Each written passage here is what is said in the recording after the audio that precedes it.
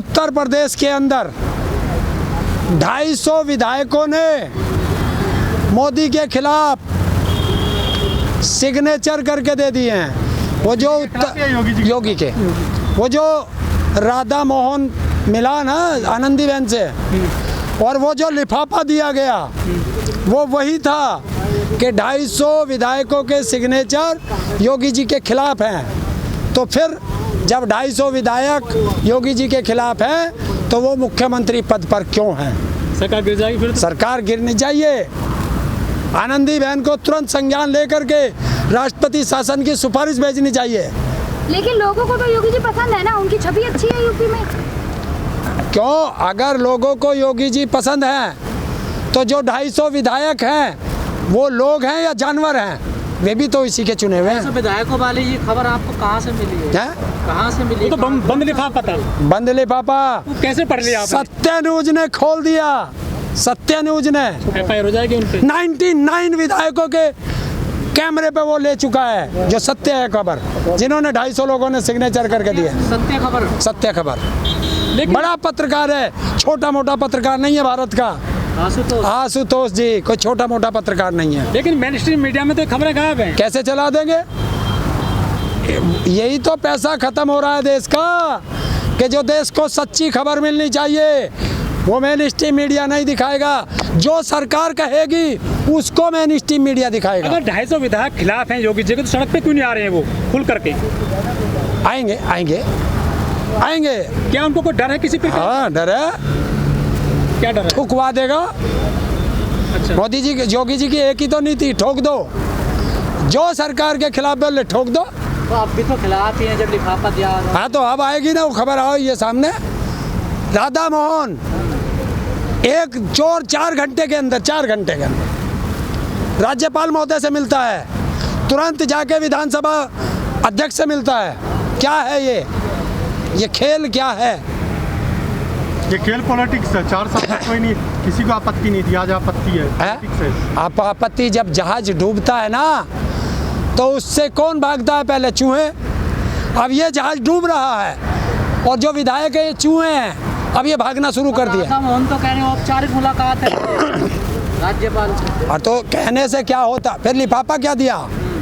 लिफाफे में क्या था? बंद लिफाफा। जो बंद लिफाफा राधा मोहन, उसको क्यों नहीं बताता?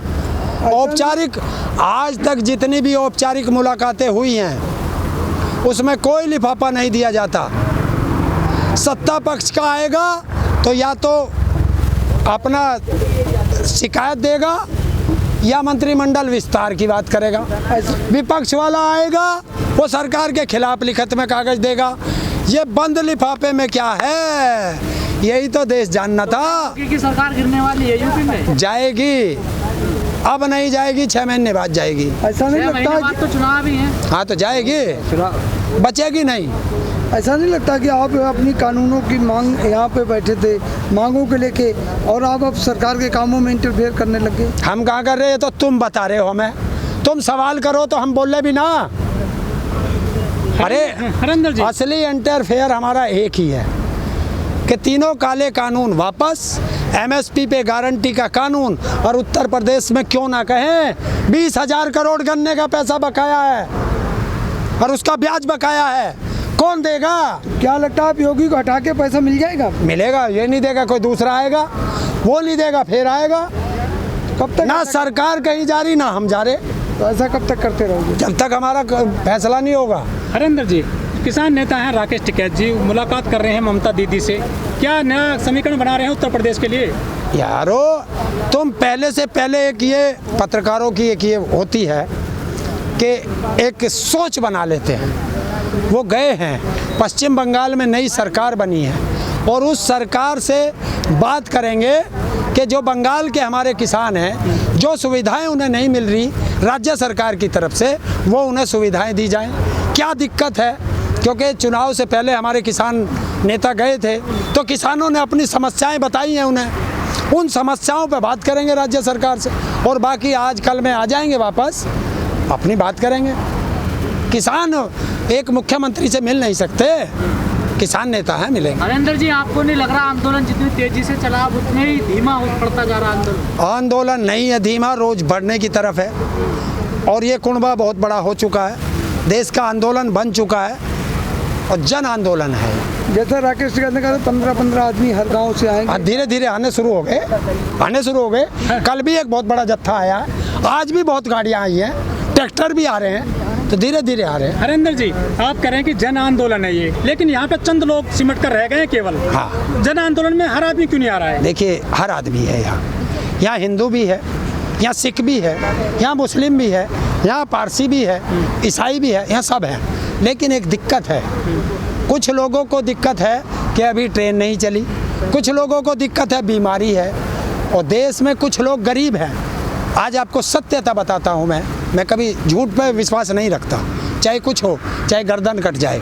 मुझे रोज़ फ़ोन आते हैं अलग अलग जगह से, वो कहते हैं भैया जी हम बहुत दूर हैं, मजबूरी है कि हमारी जेब में इतना पैसा नहीं है कि हम आपके आंदोलन में आ सकें। इस आंदोलन के साथ हम तन मन से हैं, धन हमारे पास नहीं है। मैंने उनसे कहा बहुत अच्छा, आप जहाँ हैं लिखिए, बोलिए, जहाँ हैं सरकार वहीं से सहयोग है। सरकार पर दबाव कैसे बनेगा कानून वापस कराने के लिए? ऐसे तो नहीं, दबाव राकेश जी ने बताया नहीं है, चलेगा आंदोलन, लंबा चलेगा, नहीं बनेगा दूसरी आएगी, सरकार तो टस से मस नहीं तो हो रही। दूसरी आएगी, जो आएगा। उन्होंने देखिए, राकेश जी का बिल्कुल साफ बयान है, मैं उनके शब्द दोबारा दोहरा सकता हूँ।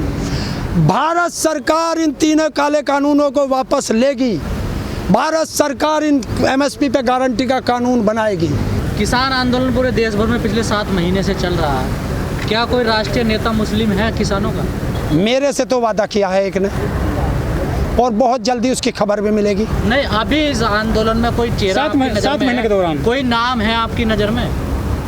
वो किसान नहीं है या आप उनको अपने आंदोलन में शामिल नहीं करना चाहते हैं? नहीं करना चाहते हैं, तो क्यों नहीं आए निकल कर वो? अगर नहीं है तो ऐसा है, देखिए मुस्लिम चेहरा एक क्या होता है, यहाँ इस देश में मुस्लिम को टारगेट किया जाता है।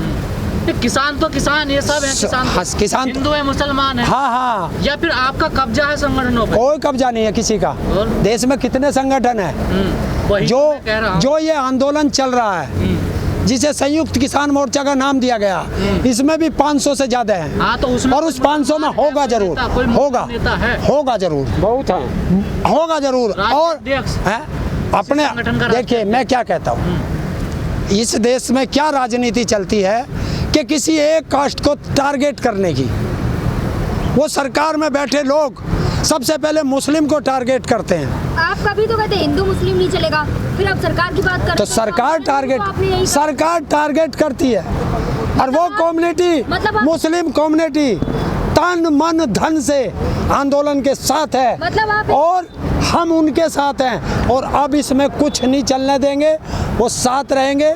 बहुत जल्दी तुम्हें भारतीय किसान यूनियन में भी मुस्लिम चेहरे दिखाई देंगे। कमेटी में कोई है मुस्लिम नेता? बहुत हैं भाई, मैं राष्ट्रीय कमेटी में नहीं, तो इसलिए मुझे उनके कौन कौन हैं ये मुझे जानकारी नहीं। मतलब आप ये कहना चाहते हैं साफ साफ, अगर इस आंदोलन में भी मुस्लिम को शामिल कर लेंगे तो शाहीन बाग जैसा हो जाएगा? कौन कह रहा, किसने कहा? अभी आपने क्या कहा, सरकार हिंदू मुस्लिम करती है? मैं कह रहा, तो सरकार करती है, सरकार के करने से क्या होगा, क्या होगा? आप देख रहे हो राकेश टिकैत जी जब अलग अलग जाके महापंचायतें करते हैं, उसमें हिंदू हो, मुस्लिम हो, सिख हो, ईसाई हो, सारे लोग आते हैं। नए नोट छापने से अर्थव्यवस्था सुधरती है? नए नोट तो रोज छपते हैं, आज तक सुधरी अर्थव्यवस्था? ये जनता को बहकाने का एक तरीका है। और नए नोट क्यों छापेंगे? उतना ही तो छापोगे जितना रिजर्व बैंक का एक हिसाब है, उससे ज़्यादा कैसे छाप दोगे? हाँ, मैंने तो यहाँ तक सुना है कि जितना नोट छपता है उतना सोना रिजर्व बैंक में रखना पड़ता है। तो फिर ये कहाँ से लाएंगे? ये बाबा ना तो देश का ना सरकार का, वो सिर्फ अपने धंधे का है, और उसको भी मोदी की तरह खबरों में रहने की आदत है। क्या मोदी जी फेल हैं अर्थव्यवस्था के मामले में? मोदी जी अर्थव्यवस्था नहीं, हर चीज़ में फेल है। वो सिर्फ एक चीज़ में पास हैं कि सिर्फ अपना चेहरा चमकाने में, और देश की संपत्ति उद्योगपतियों को देने में। और वो उद्योगपति भी सिर्फ 2 गिने चुने, अडानी और अंबानी। देश की 50 लाख करोड़ की संपत्ति जब देश का प्रधानमंत्री उसको 11,000 करोड़ में देगा तो संपत्ति उनकी बढ़ेगी या तुम्हारी बढ़ेगी? बताइए।